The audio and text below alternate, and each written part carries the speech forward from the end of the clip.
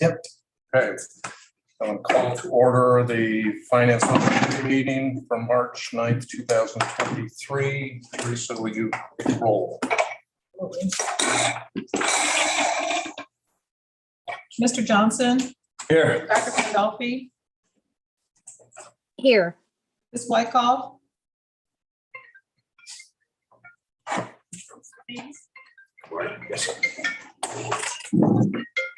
Ms. Wyckoff. She's a couple minutes away.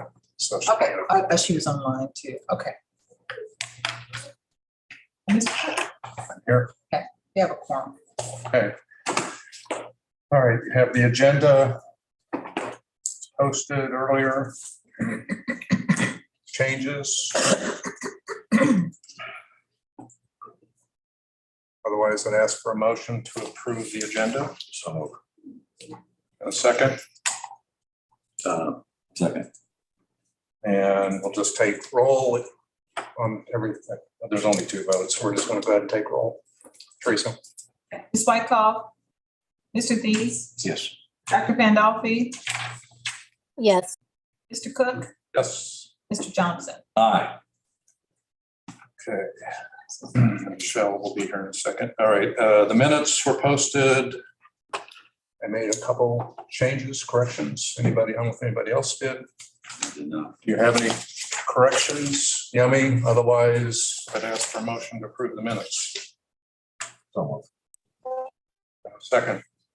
Well, yeah, I'll second, and I have a question about what you need to color us the roll. No, well, if you have. Yeah, I just, what did you change? I mean,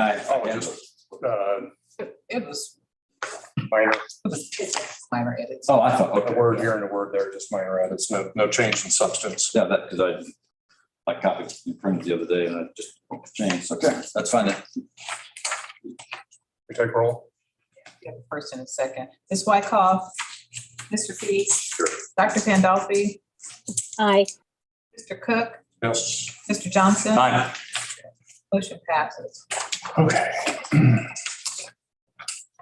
All right. Financial statements for February.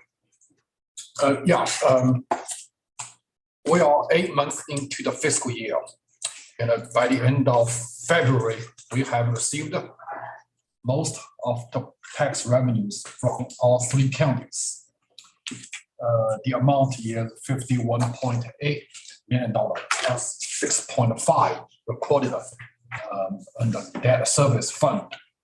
That's about 95% of budgeted revenue. The number is about $600,000 lower than last year's, but this year's expected. On the expenditure side, payroll and benefits, we spent about 65% of the budget. We are on track to meet the budget. Library materials, $7.2 million, very close to the last year's number. All other operational accounts is about $6.1 million, just a little higher than last year's number. I believe we are on track to be very close to the budget, including the utility accounts. It's a little over $1 million, 66% of the budget. What was the last one? Oh, the utility accounts. Gordon, if you remember, we revised down that number a little. But it's a good budgetary number. For capital project fund, we have spent about 50% of the budget. I think the total amount of expenditure could be a little below the budgetary number. For the debt service fund, we made a second payment of the year, $3.7 million for principal, $1.4 million for interest, leaving a balance of about $55 million for the debt. For health insurance fund, the employer and the employee's contribution is right on the target, 66% of the budget. $2.5 million. For the admin fee and the reinsurance, that's close to $800,000, 80% of the budget. It's higher than what we projected. But medical claim is about $1.7 million, a little below the projection. That's a quick overview of the financial for the month.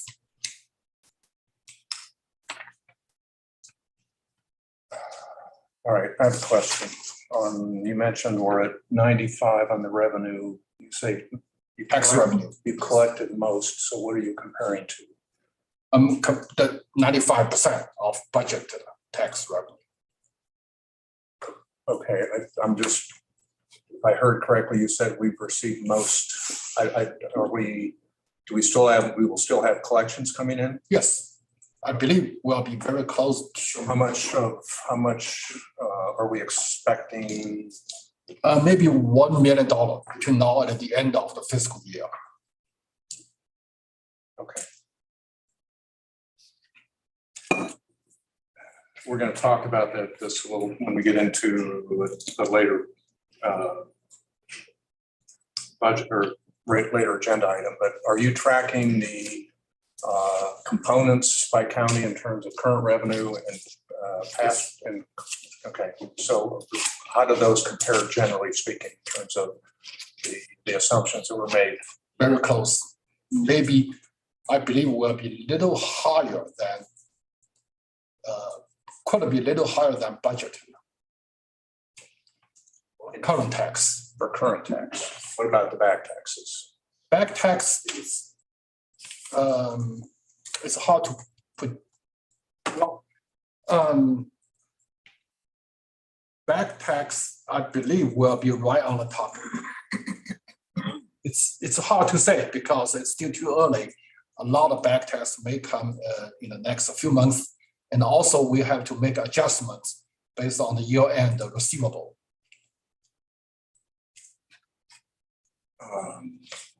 On a cash basis, or what would be? No, yeah, it's a modified cash basis. So we will also count the amount received in July and August, 60 days after year end. You're talking about for the June 30 financial statement? Yes. Okay. Okay. All right. I have another question on the balance sheet, which is, My button. Trying to silence it. on the balance sheet, we're showing Pregnant. on the February 23, I would like to have us include the prior year's balance sheet. So I was just doing some comparisons. If I look at the general fund net of the due from other funds, of which the only one is the capital project fund, then our fund balance is 43.6 million. Last year is 46.7. It's down about 3 million. And I looked at 21 as well, and it was pretty much the same. So we're down about 3 million. I don't have any reason to suspect anything other than Prop L spending that impacted that. Yes. Is that correct? Yeah. Would that be a fair assumption to make? Yeah. Okay. So,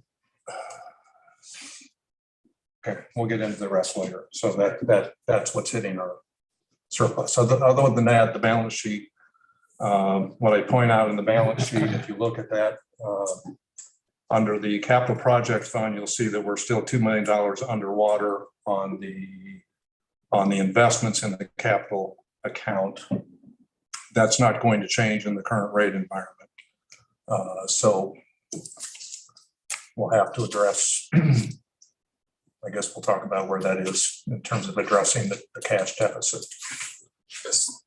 So can you tell me where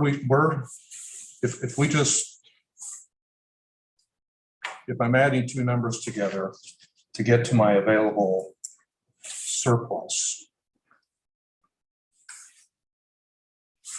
assuming I liquidated the entire capital account, where would I be? I don't know if I'm not trying to put you on the spot here. I just think it's a number I'd like to see and say, if we just took the slate, wiped it clean, got everything into a money market account, what would that do to our cash flow? And I know I would take a $2 million hit on the sale, but what does it do to my cash flow, and does it? Okay, so if we take the loss, then we can get back $23 million. And we can put it into the money market, subtract about $10 million owed to general fund. So that's about $13 million. 13, but I have projects ongoing. I have two. How many do I have ongoing? So We have 4 projects under construction. and We will need about 18, 20 million, close to $20 million, I think. okay, all right. Let's just defer that piece. Okay.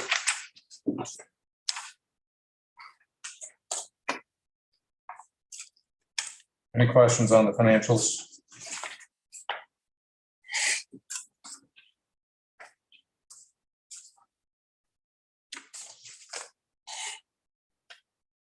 I'd only ask one, on the health insurance fund, can we change the label under expenses to just medical claims? I think that's what you said they are. I mean, the prescription drugs are part of the claims, are they not? It's part of the claims, yes. So isn't that just medical claims Yeah, sure. in the aggregate? Yeah, I can just say I medical. think it's just a better descriptor of what that is.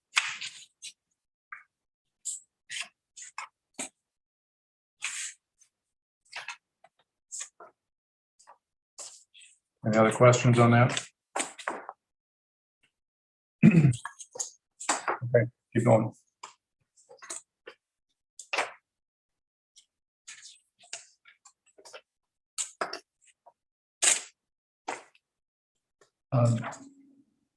Well, next 2 statements, I think those are the payments.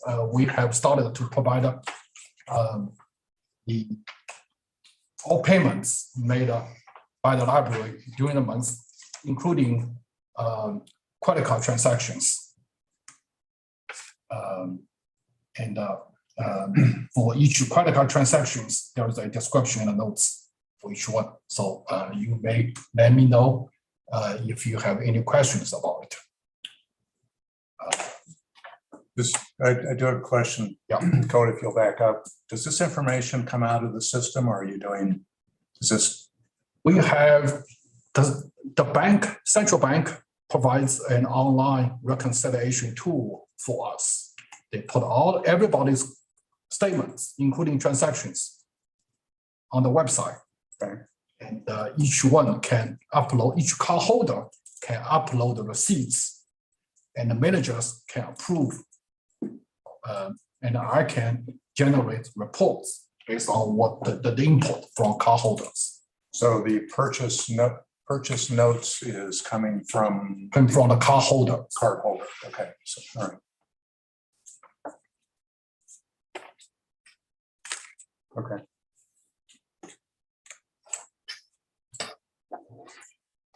Anybody have questions on that, please? Okay. Keep going.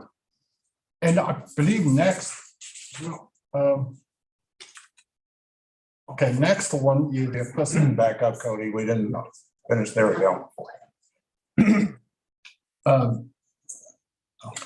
But yeah, but again, those are the payments we made during the month, and the credit cards included as part of the payments there. Also, I believe there are 2 other reports. One is the investment.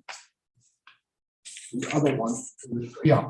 Can you, Cody, can you move up, go back a few pages? There should be still under 5.2. There should be a conference training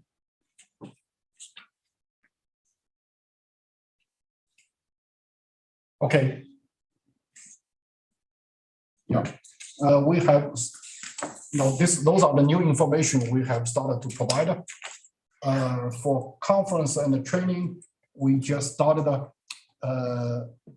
in January, so I have 2 months numbers there.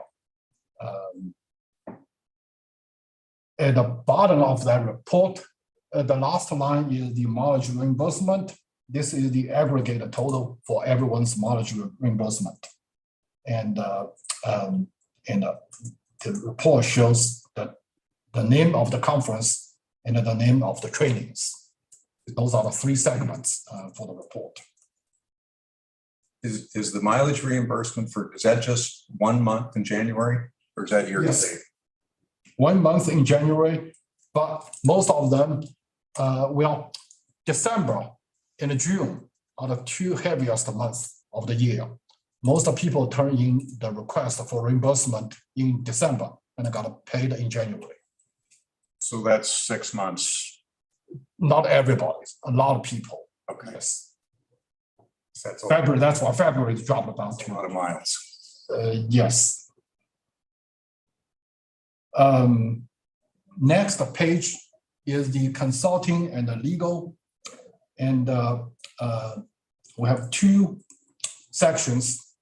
And the first column is everything from July the 1st to the end of January. And the second column is February's only. And on the legal side, there might be some invoices still under review. So the number is low for the month and the more to come. And by that, you mean what? From the legal invoices from, For the past months, and that would be from I'm not sure about which month.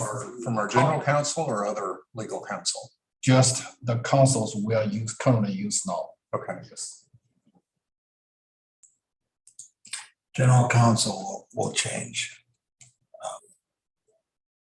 I've seen some invoices that have yet to be approved. I mean, are they invoicing monthly or are they in arrears and invoicing? Monthly, I think I'm getting them, if I'm not mistaken. Yeah, this is the second batch I've received, but the first one predates my arrival. So what I'm looking at now is over the past 2 months. Past month, excuse me. Okay. Yeah.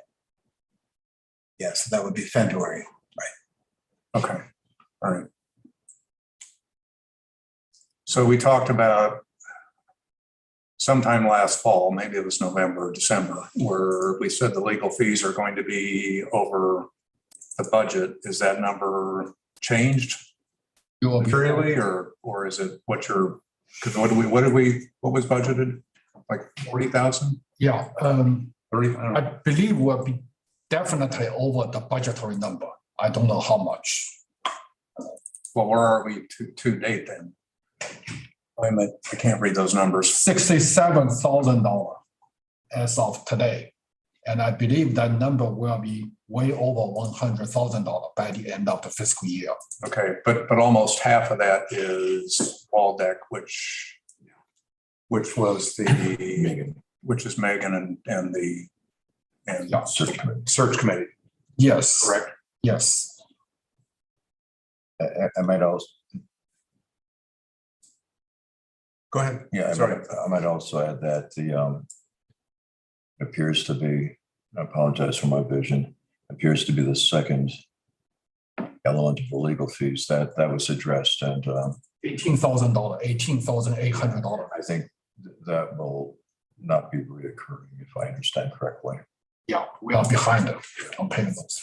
Well, no, I mean in terms of the presence that would generate the billable hours was addressed, but I'm not familiar with the consulting firms. What type of consulting are they offering? Okay, the first one, I believe that's for the development office. It's consulting service for the software they use. The second one may be for the storage center. I'm not sure about the last. Somebody, can you blow up the screen a little bit? Thank you. There we go. Great. I can say. Now we can read it. Okay, So the third one is who's helping us with our community needs assessment. So that's Monica, that would be the third consultant. okay. And cap key for $25 is what? Not, that's, It's an independent law firm. oh, okay, okay. Okay, That's my report for the financial. anybody have any questions? Yummy, No, good. all right. Unless, like I said, I think the only, I'd like to see a comparable balance sheet just for the prior year, just pull out the page and stick it in there. So we have that for comparison. Next item on the agenda is the budget process and timeline and the work session of the ad hoc committee. So Aaron, I'll let you talk about that and what transpired. Sure. So the ad hoc budget committee met on February 23rd. Yeah, 23rd.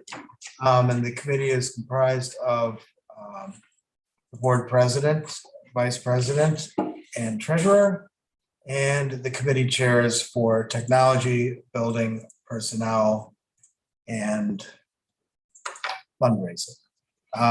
And staff was also present. Finance. Excuse me. And finance. Yeah. And so we all met together to kind of talk about the library's priorities for budgeting in the years 2023 and 24. We talked a little bit about process, the way it worked last year and the way it could work this year. Came to agreement that it would be a much more collaborative process. We worked on a timeline, which I do not have committed to memory, but it's attached to the board minutes. I think here and also for the ad hoc committee meeting. The general idea is to have ad hoc review of the budget kind of at the beginning and nearing the end of the budgeting season with input from finance and the other committees with an end date of hopefully June. Oh, Teresa, if you have the timeline Yes. at your fingertips. Yeah, I can pull it up. But there was some conversation about the timeline itself, and those in attendance agreed that it was a reasonable outline. And we agreed to move forward. And so just kind of key points is staff budgets are due on March 20th.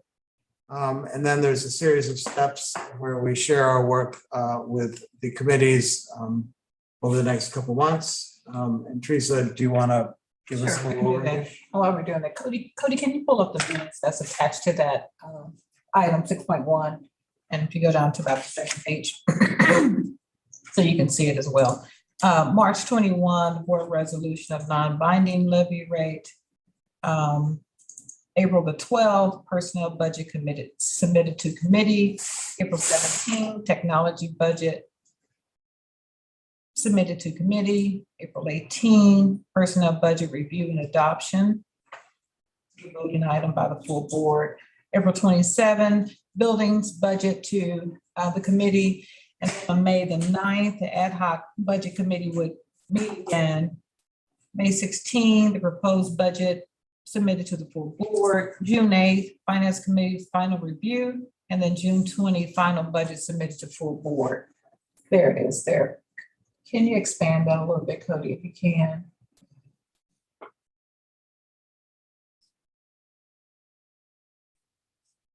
And so this is the timeline as it was agreed upon on the 23rd.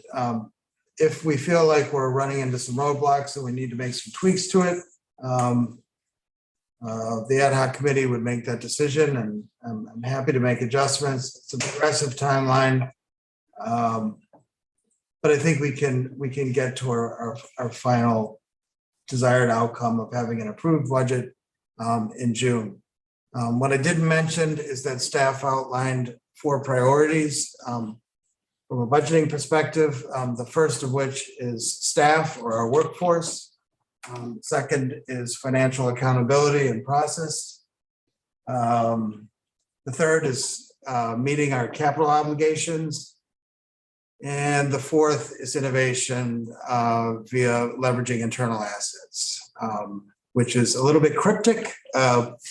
But what we're saying there is within our budget, there needs to be resources for R&D or research and development. It's my opinion that innovation is something that this library system is known for. And to do that, we do need seed money to develop new ideas. But those are ranked in order of priority, and the board did seem to agree with these priorities as set forth by staff. So that's where we are. If I'm missing anything, any of us were in attendance, free to chime in. So can I ask a question or you get more? Ask away. No, that's it. So the first date is March 20th with staff. Is that on track? Yep, it's a hard deadline. So Oh, it is, okay. yeah, so I mean, we will begin work on individual budgets by agency at that time. So that's when they're due. Okay, great. The, anything else? Nope. The 2 things that I guess I would want some discussion on or feedback is this is a different, number one, this is a different process that has been done historically. I think the finance committee in the past was sort of at the tail end of the cycle. The budgets came through the different committee chairs, and finance, by the time I got to finance, there really wasn't much left to do. I think the question I have is twofold. One is, the May meeting of the ad hoc committee is set for the second week, I believe, which is also our general finance, the week of what I'll call the current finance schedule. And should the finance committee, take some time to look at what's sort of in the pipeline before the ad hoc committee gets it, or should finance be on the back end of that? And if that's the case, does that create some timing issues? If we have questions that we think the ad hoc committee needs to address, because that would have to cause them to meet again. And it's a very tight time schedule at that point, because the 16th is with the way the Tuesdays hit, we're only halfway through the month. So it'd be nicer if we were in the next week, but that's the way the calendar rolls. So what are your thoughts on that? In terms of the timing of the committee meeting, as well as the role of the finance committee, given the ad hoc committee is being different than in the past. Well, I have a question on that. Okay. Obviously, I wasn't here for any of this, but I was thinking that I read in board policy or something a month or 2 ago that these department budgets should be prepared now, and I guess set to be delivered maybe the latter part of March. But I thought that went to the finance committee. I thought those budget proposals went directly to the finance committee. Now, I don't know what happened last year, but I thought when I was reading board policy, that's what was supposed to be. So I don't know what board policy we have and what actually happened trustees last year. So that's I thought these individual budgets went to finance first. Well, put me on the spot here. I'm not really. Well, yeah. If that is the policy, then of course, we need to follow the policy. And a little unclear on exactly what happened last year, but again, to restate my vision for this, that the whole point of structuring our budgeting process this way is to create more transparency so that the individual committees aren't operating in isolation of each other. And so to your point, Trustee Johnson, I do think it's a good idea to have as many eyes on individual budgets as possible. And if that means sharing them with finance earlier on, so be it.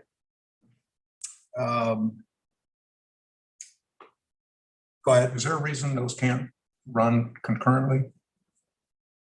What do you mean? Well, again, and I, I have no problem with the proposed schedule or the ad hoc committee. I just think and again, I want the others to provide input, but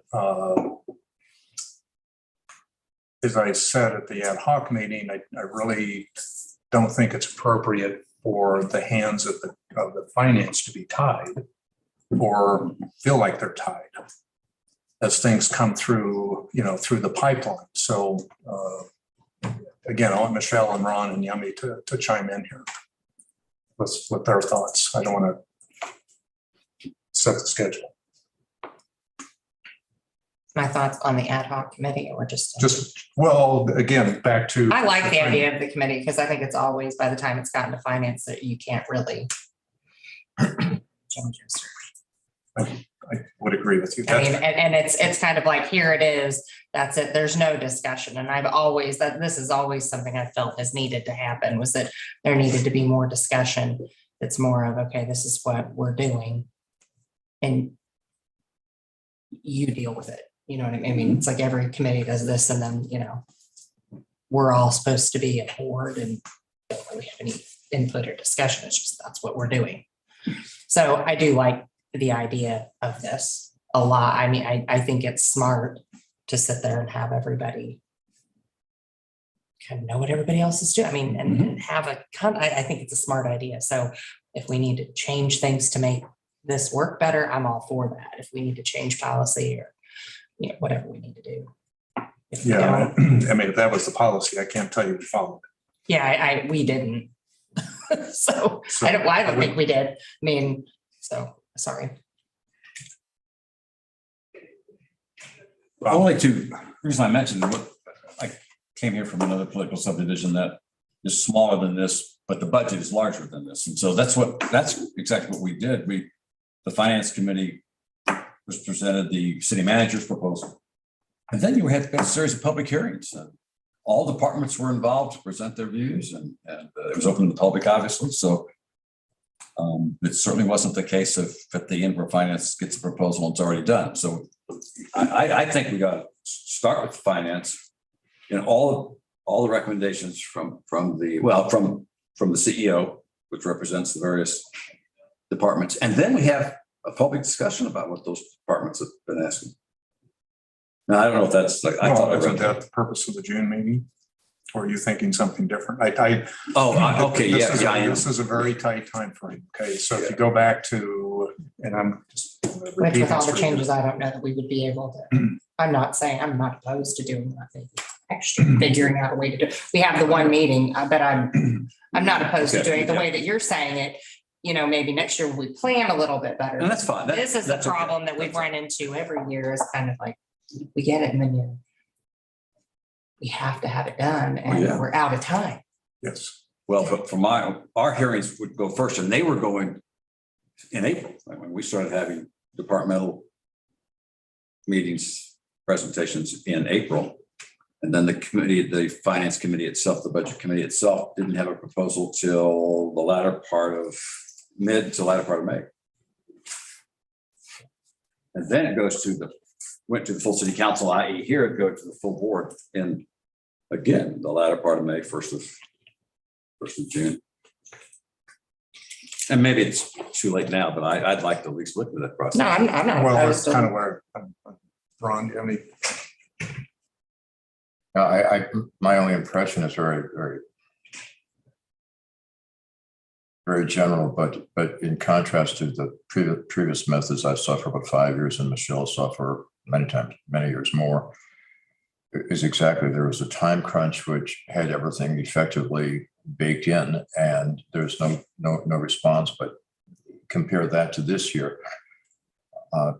Two phases, some of which are concurrent, is one is to get numbers that are authentic. I mean, authentic, real numbers. The money's coming in and money going out. And I think we pretty much know what the money is coming in, but where the money goes out through this process that Aaron initiated, I think is absolutely essential and extremely welcome. And I can envision there would be a sense of friction. We're dealing with a limited amount, namely a set amount of dollars, and how we address it is by prioritizing among the four features that Aaron presented. And I think that's precisely the way to go. Now, how we allocate among the four and then within each one of the fours, I think open to discussion, but the mere fact that we're doing this is just the sunshine and the fresh air is coming in. Thank you. So Hot water. I was gonna go get it. look at that. I know, it was Wow. great. Um, Magic. MCPL's new concierge service. Yeah. Hey, We should have brought you here. Oh, Right? hello, Yummy, this you is need- Gal- Hold on. Can I make a comment whenever Kelly, go ahead. available? Okay. Do we need to look at the bylaws, the policies, that Bob was talking about? I just pulled them up. If maybe Teresa even could put them up on the board. Appendix C, it says budget calendar. Maybe she could pull that up. It's on page 76 of the hard copy. I guess probably on the soft copies too, and it just says what needs to be done in March, April, May, and June. So I don't know if we want to look that up now just to see if, I mean, I think what Aaron is saying, I think it would go with the schedule. But anyway, if we want to check it, we could. It's just a very short thing. Cody, can you, thank you, Dr. Pandolfi. We actually have it on the screen now. Great. It's pretty small, but Cody, can you Yeah, no, it's, highlight that at all? I can email it to you guys. Right. no, it's, I've looked at it. You have it, okay. My feeling here is that this is an outline that we followed in the past that really kind of exacerbates the problem at the end. And so I hear what you're saying. And then I'm not opposed to rethinking the timeline, or at least redefining what it means to present a budget to a specific committee. So if you present a personnel budget to that committee, might be speaking. I think you've already got huge improvements with what you're doing with your committee, though. Let me, can I jump in? Yeah, I think historically, the board had, last year, and I was on the board for 17, 18, actually 2 years, because in 19, I was kind of like, I got busy outside and I was not totally engaged in the 1920 budget. But I'm going off last year, the information that was given to the board was extremely high level. There were very few comparisons to prior years. I will say, as an individual, I didn't really feel comfortable that with the numbers, because I couldn't get my arms around what was there. I think a good example is, or the one area that Quan played out was utilities, where the initial budget was, I don't remember, Quan, like $1 million above. It was high, okay? And so it got dialed. So when we got to the levy calculation, we dialed that number back. Another example would be the only other example that I can say that got adjusted was the online subscriptions. That I think the initial budget was 2.8 million, and the actual cost was in the range of 2-3, which is what you've spent so far. Am I correct on the financials? And so if the committees do the work and come in with numbers that we can rely upon and we feel comfortable that are, have integrity, I don't have a problem with the timing at all. I think that's what you're trying to get to, Aaron. That will, raise the comfort level of the finance committee. And we won't have the number of questions, at least I don't think we'll have the number of questions. And again, we have a limited revenue number. So, the priorities are going to be key and how you allocate within the priorities. Ultimately, that's a decision you and staff have to make, say, this is how we want to allocate. And we cover those 4 bases in some manner and we go from there. But Okay, so hearing 2 things. The budgeting should be done compared to actual expenditures instead of budgeting to a budget number from last year. correct. And let me just interject here, not to lose on what was your train of thought. The budget was compared to a budget, not to an actual. Right. And usually I would, like I said, I'm accustomed to what would we spend and then what's going to change in the coming year, like utilities, you open up a branch or whatever the case may be. So go ahead. Sure. And then, okay, so understood. And then the second one is more about the process. And I think embedded in that is really what is the role of the finance committee as it relates to the budget. Because admittedly, it is a little confusing. You have these individual committees with roles that are outlined here in our bylaws. They seem to be in conflict. Not in conflict, but the cart gets before the horse during the budgeting season. But Bob, if you could just explain a little bit, like in a perfect world, with a surplus of time, what would you envision the process looking like? The full budget is presented to the finance committee? Sure, I would assume by March sometime, but if you're not starting, if reports aren't due until the latter part of March, certainly in the first part of April, the finance committee would have the budget from the CEO in front of them. And finance committee is the one that I assume has, or I would assume would have hearings where department directors would come in and explain what their requests are all about. And so it's sort of open to the public. And then, of course, by hopefully mid-May, certainly the latter part of May, the finance committee then will come together and vote on what the finance committee perceives to be the budget for the next fiscal year.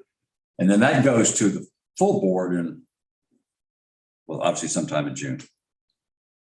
So in this example, then individual committees. That's new to me. That would be totally new to me in terms of other committees participating. Right. Yes. There's a piece that it's actually the next agenda item that I think is crucial to this entire process, which is that we need to be looking beyond the current fiscal year. I mean, we're not, I understand the city's, the city structure and in my own, my own municipality, but a key to this is we should be able to look out at least two, if not 3 years with some degree of accuracy about what spending is going to be. We have to have that on the capital side. The number of surprises we had last year in the capital fund were more than we anticipated.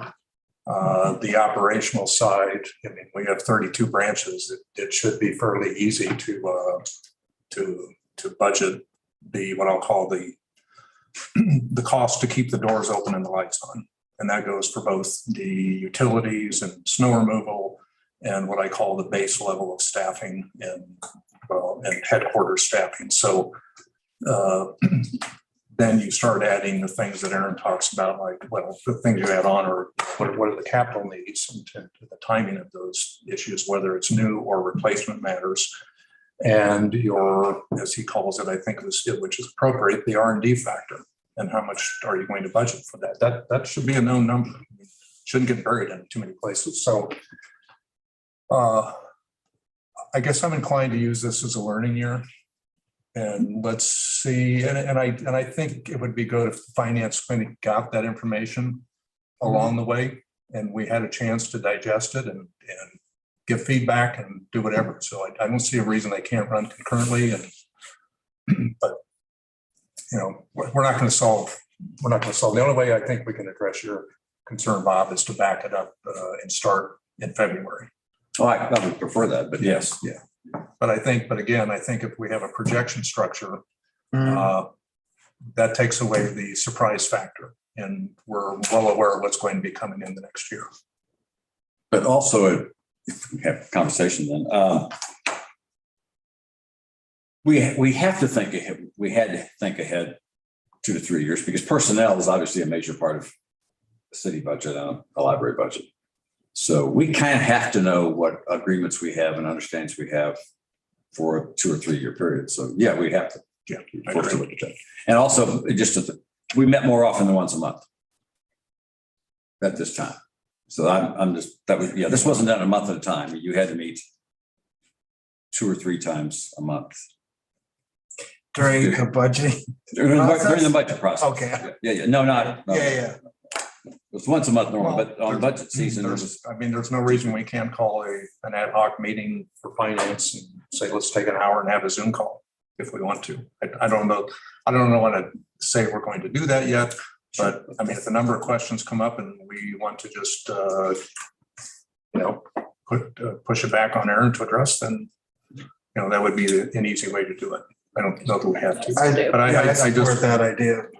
What? I support that idea. I mean, So there'll be a need.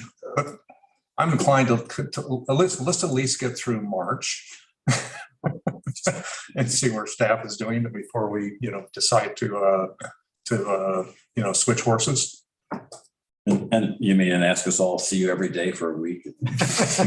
Exactly. So what I'm hearing is, and we don't have to make a decision today, is the timing of the May meeting with the finance versus the ad hoc. I'm going to suggest we leave that in the air for now, and let's get through the middle of April and we can decide. Is that okay with you guys? Yeah. That's okay. All right. Yummy, is that okay with you? Yeah, just a general comment. I again, I'm reverting back to my feelings from before. Our bylaws establish that the board gets involved at the activity level, which is broad general categories of personnel and collections and all that. And there's this notion that I have not found anyplace else, certainly not in Missouri statutes or anything, of a legal level of control, which means, in other words, basically you come in and you just give a general blessing at a 30,000 foot level. And I think that obviously that's completely abandoned. But my thought would be that if we could just determine the dollar number that's coming in, then have a broad discussion on how we're going to allocate that. And of course, there's going to be friction in that, but I think that's probably more interaction among IT and personnel and collections as opposed to action by the finance committee. Because once the different departments decide how they are going to prioritize what they want, and then probably at the executive level decide, okay, you want this desperately, but you're only going to get 85% of what you want. I want that decision to be made by the professionals as opposed to us in the finance committee. We're just going to say, what you work out, can you live within the dollars that are available, as opposed to the finance committee saying these are the dollars available. Now we're going to kind of influence how you spend them. I think that's within the prudential judgment of, if you will, the librarians. Agreed. But to add a layer on top of that, I think librarians in general owe it to trustees and the taxpayer to give a very general justification for why things are a priority or why budget numbers are where they are. Absolutely. And then this committee will tell you how you prioritize things, if it's acceptable, and I'm assuming, of course, it will be. They're also going to say, but this is where the dollar ends. Sure. And so, so we would obviously justify our budget numbers, but also I think it's an important part of the story to let people know what's been left off the table because of our current challenges. And that, I think, informs our decisions for 2 and 3 years out. Because we simply can't do everything this year. But it needs to be understood that, down the road in the near future and not so near future, that there'll be additional expenses on the capital side or the equipment side or anything like that. Yeah, just you mentioned a few moments ago about the utilities, with the construction, I can't imagine that just not being a mini skyrocket of cost in that area, which of course is going to be at the cost of something else, collections, presentations, whatever. With utilities, we have that solved. We'll be powering our libraries with magic beans. I like those little doors. I think we have posted budget, so. Tell that to All right. everybody. So let's move. If we're okay, we can move on. We're okay with that, Tom? Mhm. All right. 7 and 8 are somewhat related, but let's talk about the next pieces of it, and I think you have these printed. Are some charts. Right. There, you stop there. So the first one you have, and I think you have it in print version in front of you as well. That is something from last year. I didn't do any additional work on it. The numbers are derived, the financial numbers were derived from worksheets that Quan did and presented to, I think they came through the finance committee to the board. The blue vertical bars are the 2017 projection that was done after the levy, the 16 levy was passed. And then I guess I'll call the yellowish mustard vertical bars are the projections that were done in a file that I think is dated 2021. And the rest of the data, the housing units, the population, those I pulled those off of a file that comes off the MARC website, Mid-America Regional Council. And they keep population stats by county, city, whatever the case may be in the metro area, includes Kansas as well. So you can see the reason I put that up there is to show you the trend of population and to show you the divergence, the diverging trends between the initial 2017 numbers upon which the initial capital Prop L plan was based, and 2021, and the revenue trajectory changed. Okay. And I think that, at least from my view, that influenced the spending, both operationally and on Prop L. Cody, if you can go to the next chart. Okay, these are also from last year. If you go back in April's finance committee, you'll see these same charts. You have those in front of you. And as I explained last year, and again, I've got some new people on the committee here, but you'll see a fairly flat trend dating back to 2006. I think that was all the information again, these numbers came from Quan, so I didn't create anything. So these are the assessed values as well as the taxes that were generated by each county, and that I'll say the taxes collected, not necessarily the taxes that were billed, but these were the taxes collected. So if you notice, what I'll call, the dip in 2009 after the banking fiasco.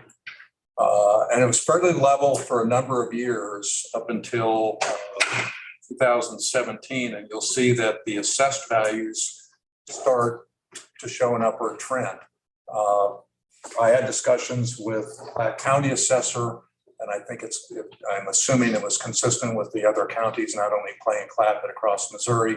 The Missouri Tax Commission was pressuring the assessors to get values up to what the statute says has to be about 90% of market value. I don't have the statute in front of me, but that's what the assessor relayed to me. So a couple of things happened. You had the levy, the higher levy kick in, and you had the assessor starting to increase values at the same time. So in Missouri, the values are adjusted every 2 years on the odd year. So 17, 19, 21, you see these big jumps. And, you have, because of now some inflation, you have the cost of new houses going up because the cost to build them goes up, and the assessors think that if that new house is worth more, then your old house is worth more because what you paid for 20 years ago isn't reflective of what the market value is. So that's what you see happening there. And, this is a dynamic that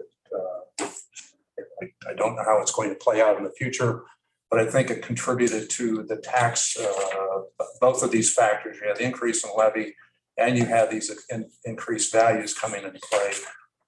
We'll talk about the levy calculation. The other thing is your new construction, which kicked in, I don't know, what was it, 5 years after, 5 years later, probably 14, 15, and 16, you have a lot of new construction kick in. You have all your new construction comes in at the current levy rate. So when your new house that would have cost 200,000 20 years ago is now being built for 300,000 or 350, you have that additional revenue based on simply nothing more than the cost increase in the price of the house. So that gives you some idea of why the revenue trend changed. Does that make sense? Well, I have a question. And then the last, Cody, the last one is nothing but a combined number showing you the stacked county. You can see it's Jackson, Clay, and Platte counties and what's happened on an overall basis. Even the 2017, when the levy rate went from the approved maximum of 40 cents, it never, because of Hancock, it never got to 40 cents. So, and it's been coming down ever since because, again, the valuations are adjusted. So Hancock does an offset, but as Quan's going to explain, there's also the 5% or the CPI increase that comes into play.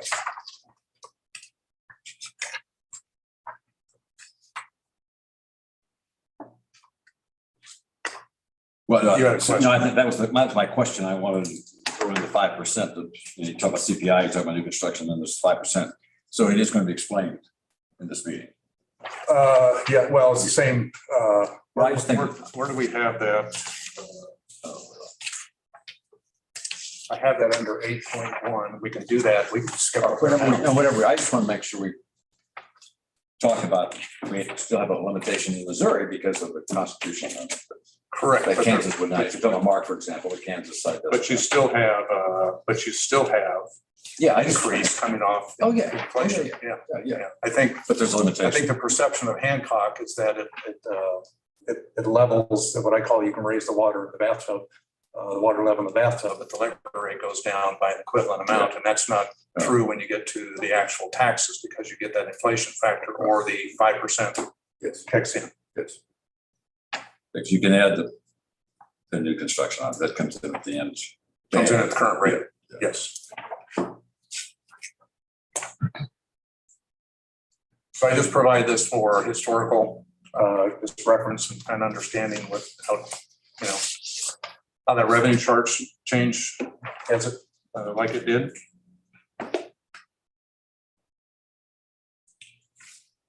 Can we flip Cody to the, let's see.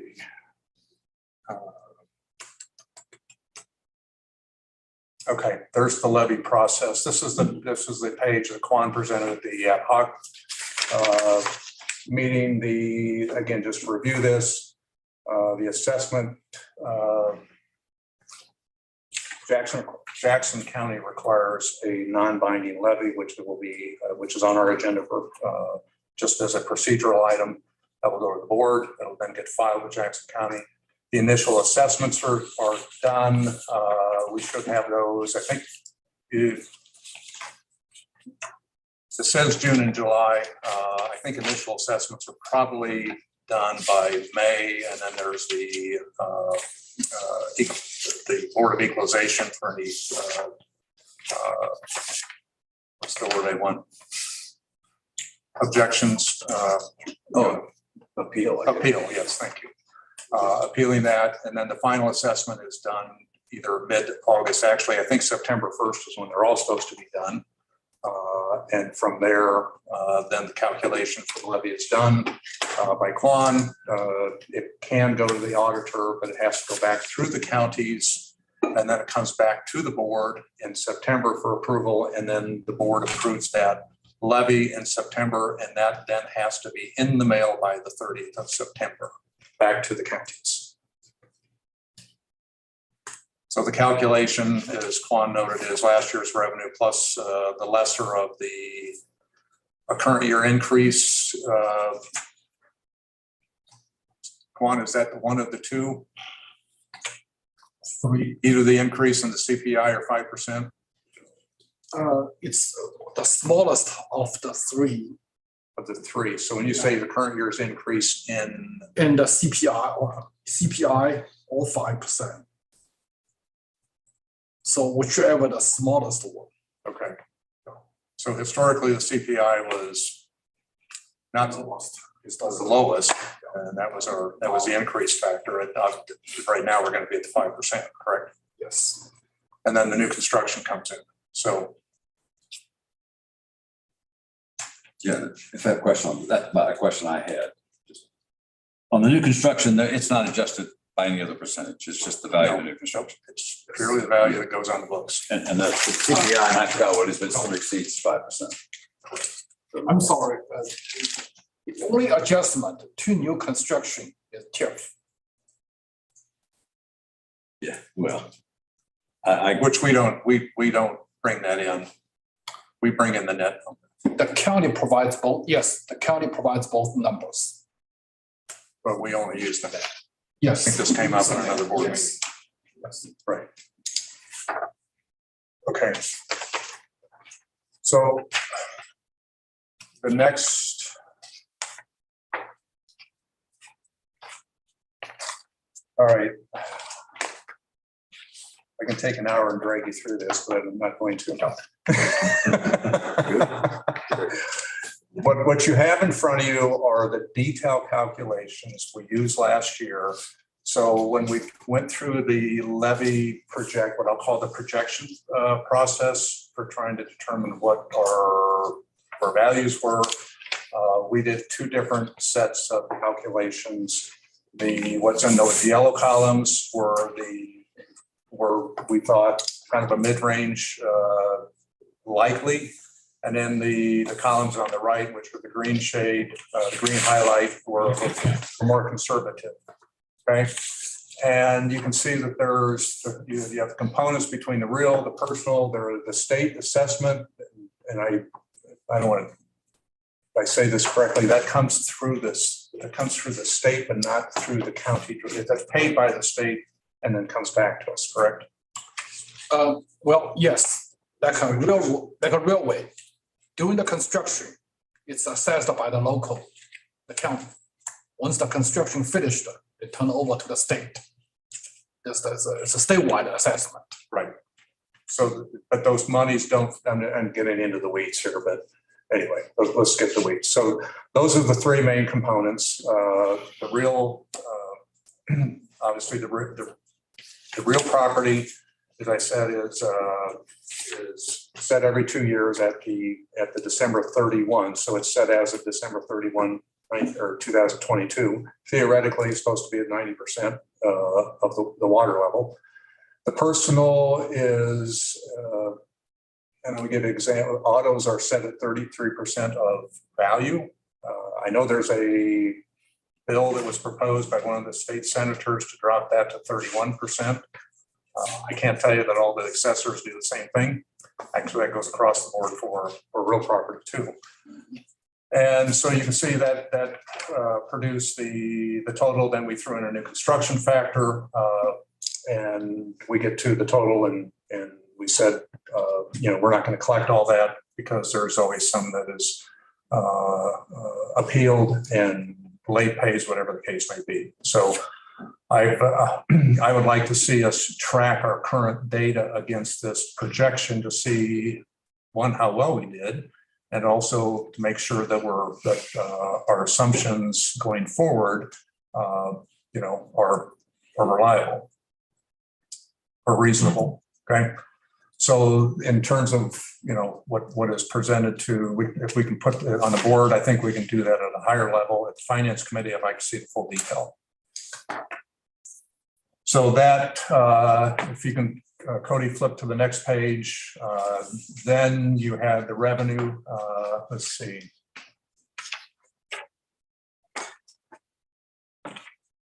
That gets into the pieces, the calculation of the taxes themselves. The one piece I mentioned earlier was the back taxes. You can see that on each county. I think in total, that's about 2.2 million we had in the 2020,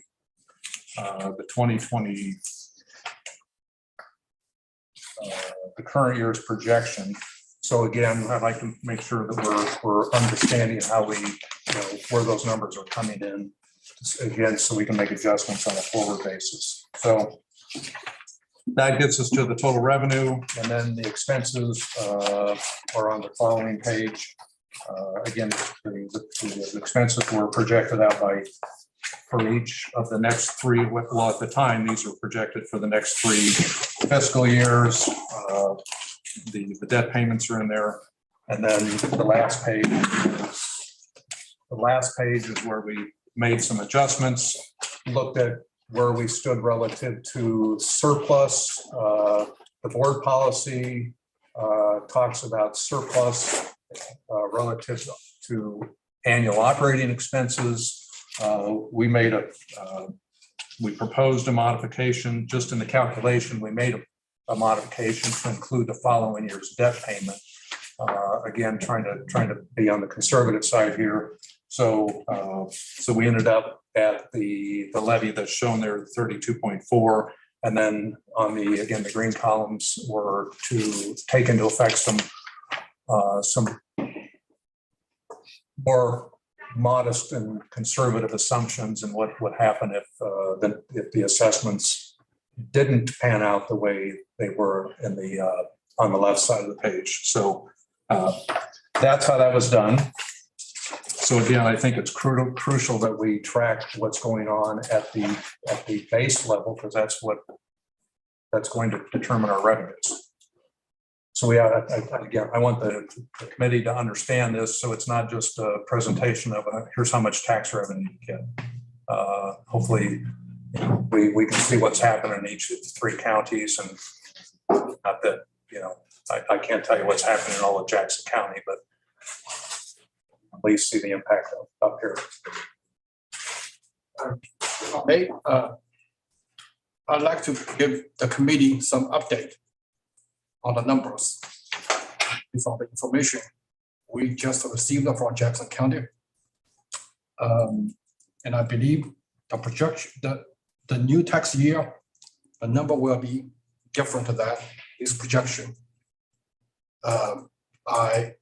Aaron, I haven't had a chance to discuss with the library director and other staff members yet, because I just got done before the meeting. If I may, I can show my numbers on the screen. Cody, could you show that report I emailed to you before the meeting?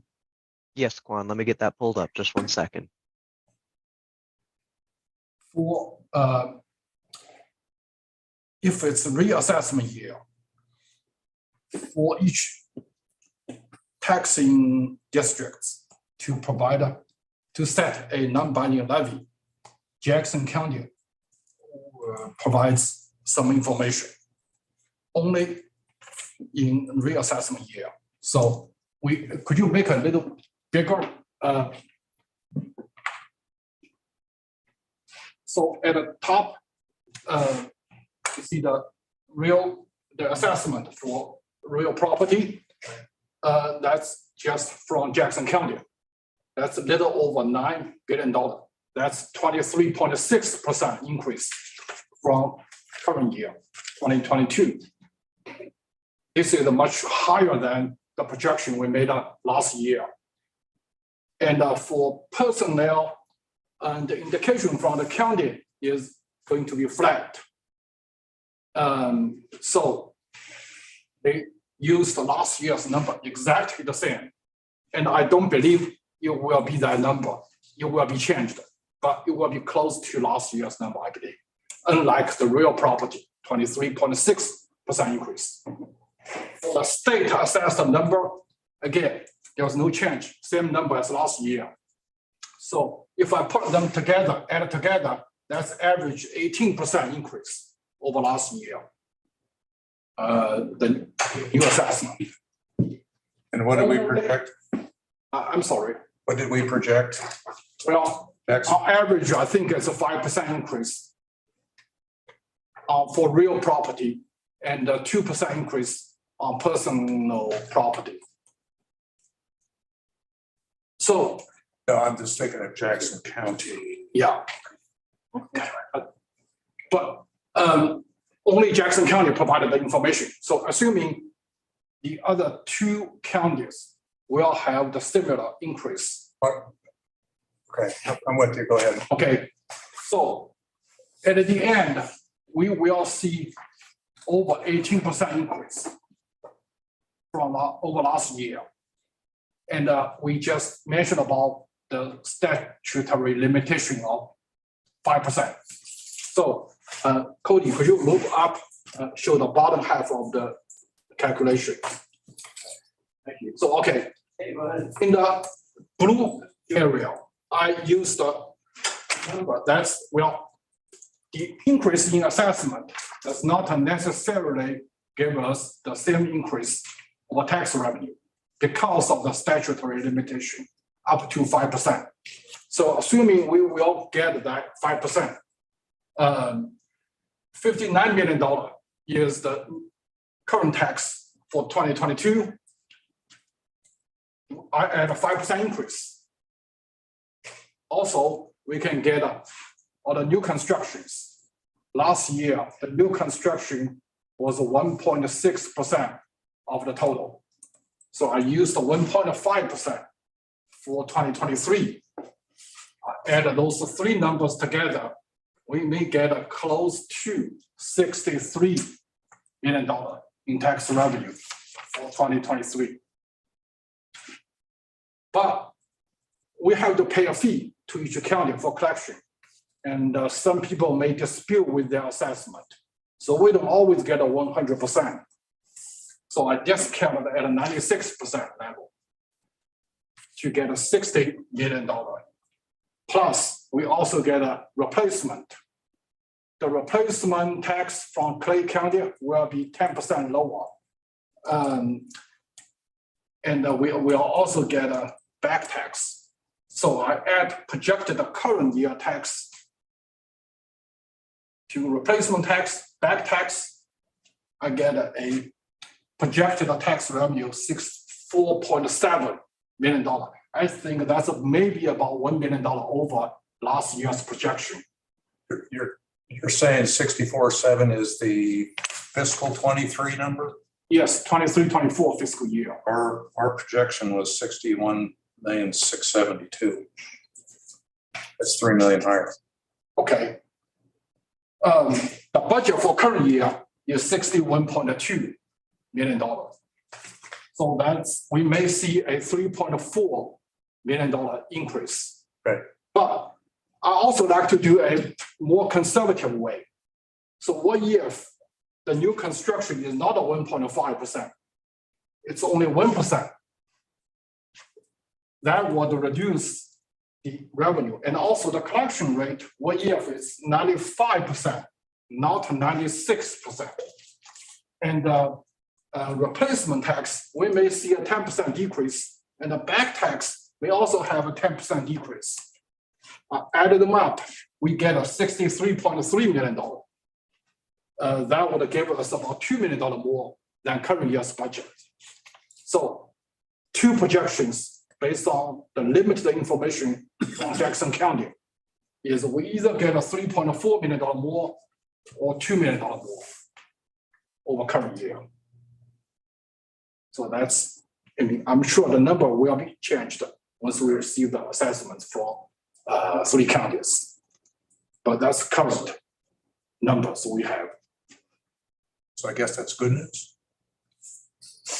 Well, the increase is expected, but a little higher than what we projected. Right. Yes. Okay, so even with the levy decrease and we're above you, what I'll say the yellow are, you know, I don't want to say they're yours, but they were the, what I'll call the mid-range projections. We're going to be above the mid-range. Yes. Correct? Yes. Okay. Is there a reason the back taxes, we had about $2.2 million. You're thinking those are going to be lower by 200,000 to 400,000? Okay. Those people who will pay tax under protest or dispute may affect us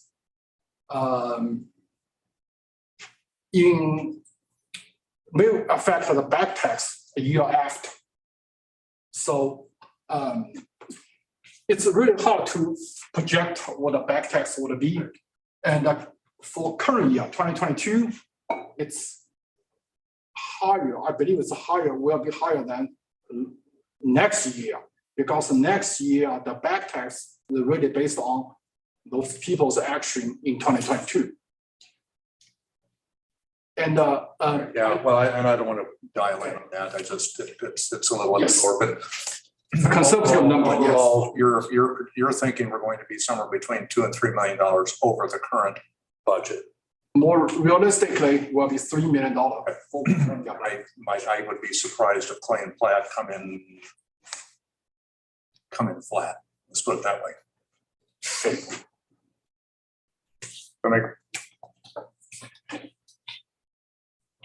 Well, yeah, I mean, Yeah. one of the things historically, and again, you go back to the you know, the levy was always the maximum available that was taken. And then you had these kind of adjustments come into play. And so you had one assumption for the budget, and then you got into the end of the year and the actual numbers come in and the actual revenues come in. It's like, oh, you know, we have a lot more than we planned on. So I guess I'm pleasantly surprised, and you know, I didn't expect this, but I'll take it. That's that. Okay, well, So that's my I update. think this is really helpful. So, and I think this is when you get so the rest of the counties will come in. Well, By, Platte County and Clay County will give us the assessment by the end of June. Jackson County always coming late. That's initial assessment. Final will. we're talking about assessments for the forward year though, correct? What about taxes for the current year? Because the taxes for the current year, they were billed. I know Platt can give you a report and say, here's what we billed. Oh, at the end of the fiscal year, I will contact each county for those numbers, how much is, not being paid. Let's do this offline when we get into the weeds here. I think we can dial in better or closer based on the information we pull off their December reports, but let's do that offline. Okay. All right, I mean to drag everybody through, but I want you to understand how this all comes together at the detail level, as opposed to just giving you a total number and saying, here we are, and all 3 counties come into play. It's a single levy, but the dynamics of each county come into play as well as the state assessment factors. And we have new construction. I can tell you the housing, there may be a slowing of the housing market with interest rates, but there is a housing shortage in the metro area. And I don't think you may not see the prices increase for the type of growth that you get with free interest or zero interest, but you'll still see new houses going up. Let me ask, so do we have preliminary 23 values for plat and clay? No. That's what I said. Let me get offline with Juan. I think there's a way we can get some idea what those are. Yes, I have Jackson. Yeah, I know I can get clay. I know I can get plats, so I'm assuming clay has the same numbers, so. Okay, where was I on the agenda? I'm lost. Hold on. So anyway, so this is very helpful, Juan. That is really helpful. So I think when we get to the next meeting, we'll have probably even better numbers. I'd like to be able to have better numbers and some idea where we're going into next year. So, okay. Michelle, any questions? Okay. The next item, which is 9.1, is really procedural. I talked to Aaron about this. Normally that was just put on the board agenda. I asked for it to be put at the committee so we get things done at the committee level. This is for Jackson County only. I think historically it was submitted at the statutory rate. Am I correct, Juan, at the 40 cents? Yes. And is there any reason we should change that, or what should, since we have a selected levy, is that the one? Because even that selected levy is subject to Hancock. Yes. Historically, yes, we always use the tag voter approved rate. And but Jackson County had a online meeting with all taxing districts.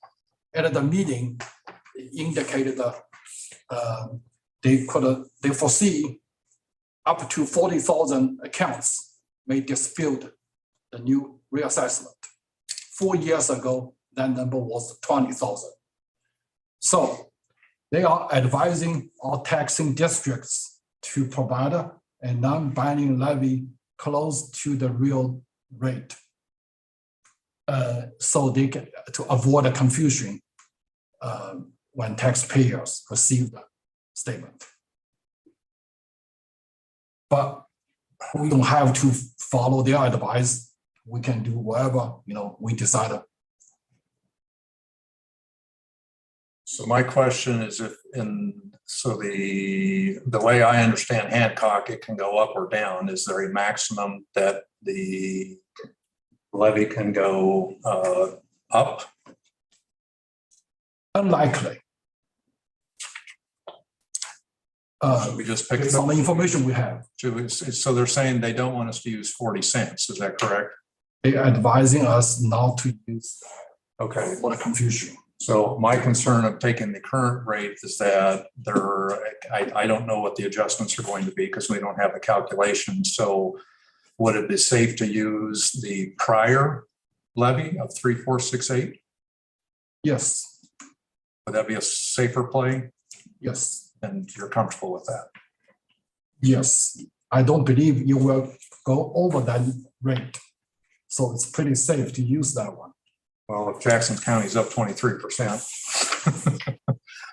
that We may see a, Clay Jackson would have to go down. well, we may see a rollback this year. So it's safe to use the higher. Okay. Yeah, I think that's correct. We can change this at the board meeting if we get better information. So the Yummy, are you still online? Did we lose her? No, I'm here. Okay. Just give me a second. make I have to walk across the room. Yeah. So the motion, We didn't type, well, the motion would be to approve a non-binding levy for submission to Jackson County of 0.3468, which is the levy that was in place for the 2021 tax. levy. Wait a second. So is that, yeah, did I make the motion? And you're the second? Sure. Yes. Can you repeat that, Mr. Cook? I'm sorry. Or, The motion to the board would be to approve a non-binding levy to be submitted to Jackson County of 0.3468, which is the 2021 levy.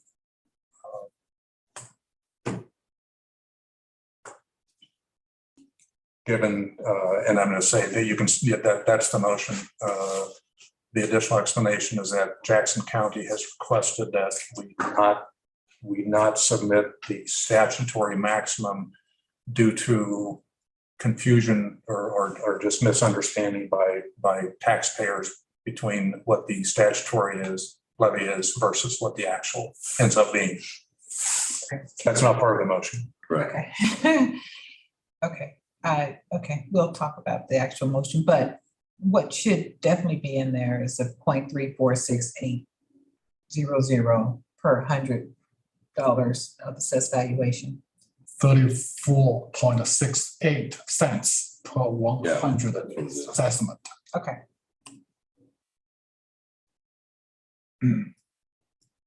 So there's a motion, a second. Any further discussion on that? Then we take roll. Ms. Wykoff? Yes. Mr. Thies? Dr. Pandolfi? Aye. Mr. Cook? Aye. Mr. Johnson? Aye. Motion passed. Okay, all right. Okay, so I'm going to try and speed through the last parts here. The Forbes report I put on the agenda again. We really haven't had time to discuss that in detail. There were a couple items in the report that I just wanted to bring to the attention and see if we had anyone else has comments. You have the staff response in here. I didn't intend to walk through each line item again because you've been through it. My comments were with regard to number 7, where it says the library's current policy requires staff. This is on the response I'm reading, and it's in regard to the fraud reporting or hotline. Requires staff to report to the board president and or human resources director. Staff will evaluate third-party providers. I don't think we need to create the wheel here because I'm sure there are other policies that exist. I have a concern about reporting to having an or to the HR director, because again, the HR director reports to the CEO. There should be a channel by which staff can report to somebody. And then my question is, how does that come to the board? Again, I'm not trying to get to a conclusion here. I think we need to fully evaluate that. And I'm sure there are examples out there of what other organizations do. So I'll look into that.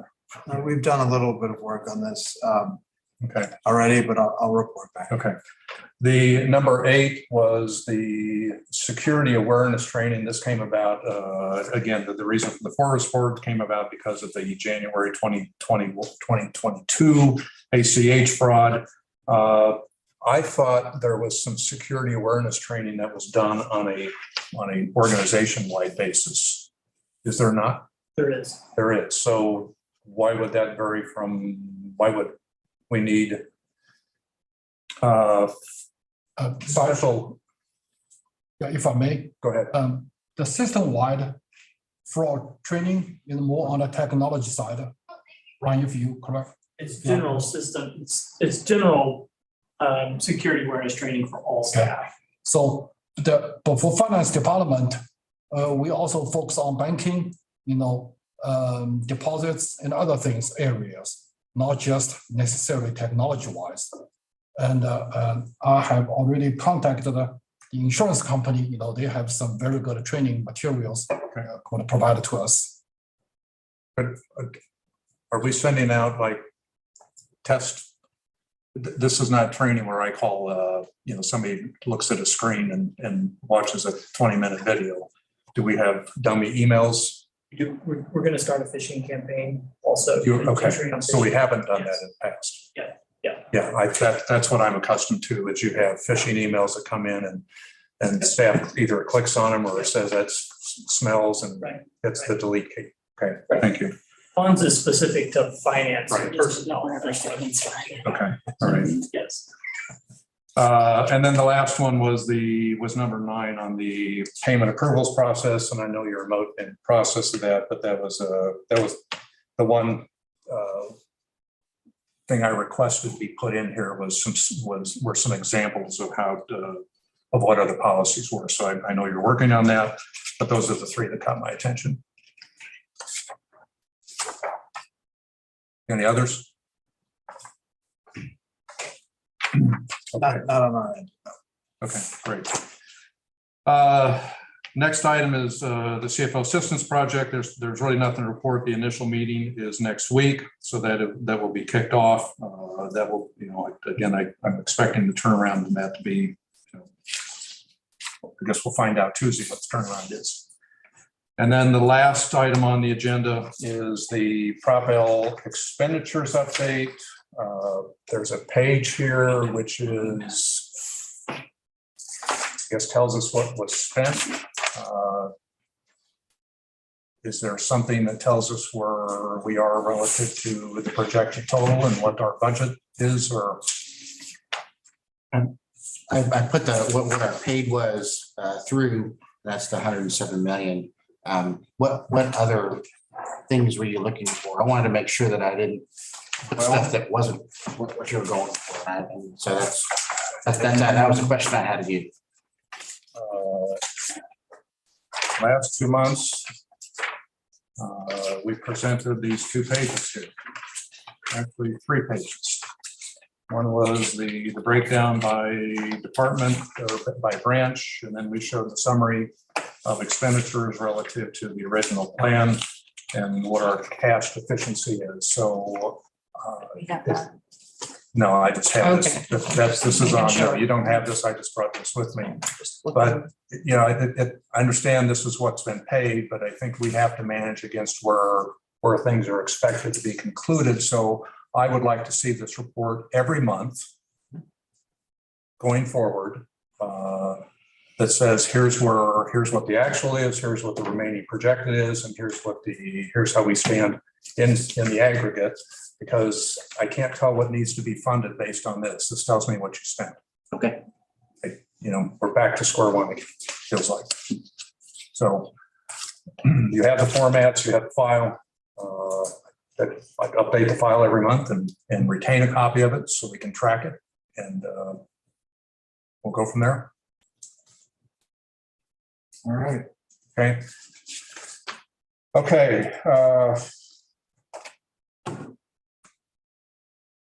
Is there any other business? Or does anybody have any questions on the Prop L? Sorry, I didn't mean to skim by that. And the other business, I don't have any.